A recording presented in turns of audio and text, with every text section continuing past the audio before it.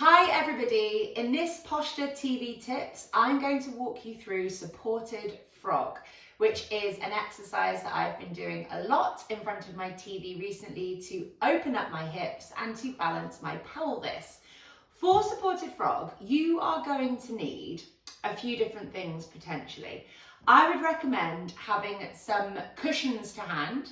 I'd recommend having your 2 yoga bricks to hand, and maybe if you do have them, having 2 yoga bolsters as well. We're going to be using props underneath our knees to hold our hips in this supported open position. The height of the thing that you are using to prop you up is dictated by how open your hips are. So if you have very tight hips, you might have to have lots of cushions in order to make your kind of pile high enough, but that will make sense in a minute. So I'll get us into position. I'm choosing to have a cushion underneath my head, as well as have cushions underneath my knees with the blocks on it. And once again, we're assuming with these Posture TV tips that you have got a wall-mounted TV, so you're kind of looking up and straight ahead at the wall in front of you whilst you're doing some productive things for your hips and for your posture. You're going to bring the soles of your feet together and gently hang your knees out to the side. So I'll set my timer now, so I'm not here forever, but we'll get going and I'll start talking you through the types of things that you're looking for here. So I've got 2 cushions with a yoga block on top. You might want to have your yoga bolsters on either side. You might want to have a couple of yoga bricks piled up on top of each other. Really, whatever you've got underneath your knees here can be anything that you want, but you do want them to be kind of sturdy and supportive. So you don't want them sliding around or wobbling and that type of thing. And what is important with this is that you will likely notice that one of your hips is more open than the other.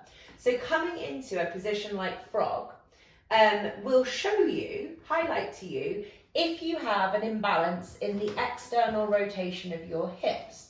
And what I want you to make sure is that your hips are kept level. So if your right hip is way more open and your right knee can come a lot closer to the floor than your left knee does, I want you to work to your left knee. So rather than asking your right hip to continue to open more than the left knee does or the left hip does, I want both of your knees propped at the same height. So work to the lowest common denominator.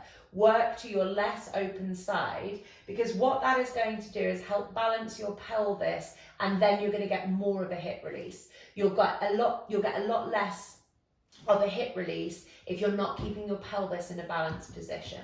So the soles of your feet are together, your knees are just relaxing, the palms of the hands are facing up towards the ceiling like this, or they can be behind your head. You can have your hands on your belly and on your chest if you want to. But what I would say is when you do that, it's keeping your arms in this internally rotated position, which is keeping the front of your chest kind of tight, like it is at your desk or when you're driving your car. So having your palms facing up like this is opening you up through the front of the chest, or you can have your hands behind your head. And in this supported frog position, I have literally been known to lay here for about an hour whilst watching a TV show.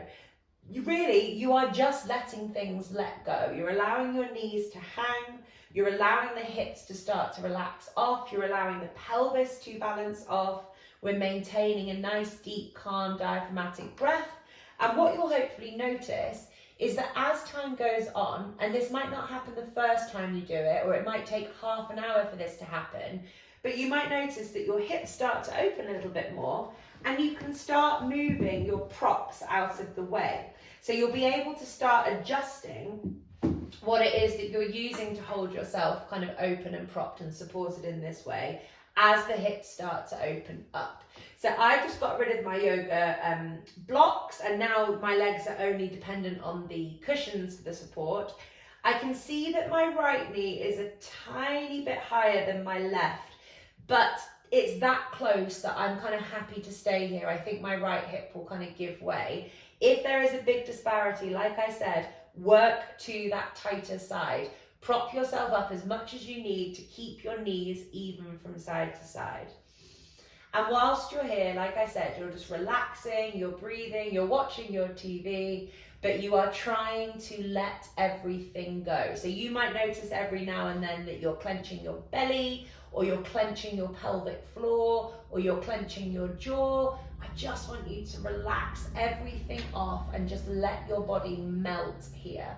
This can be such a good exercise for the whole of your body, because tight hips that can't rotate are going to feed into pelvic imbalance, which will feed into spinal imbalance, which will feed into rib cage imbalance, shoulder imbalance. Your head's going to be a bit crooked. Your knees might be a bit crooked. So this imbalance at your pelvis caused by a lack of hip rotation can and will have ramifications for you all over your body. And this is such a simple, gentle, nice way to start to restore that balance. And you don't even have to be on the floor watching TV doing this. You could be in bed having a nap with your knees in this position. So I hope you've enjoyed today's TV posture tips. I'll be back for more in the future, and let me know how you get on with this. As I said, this is one that I have held for up to an hour at a time.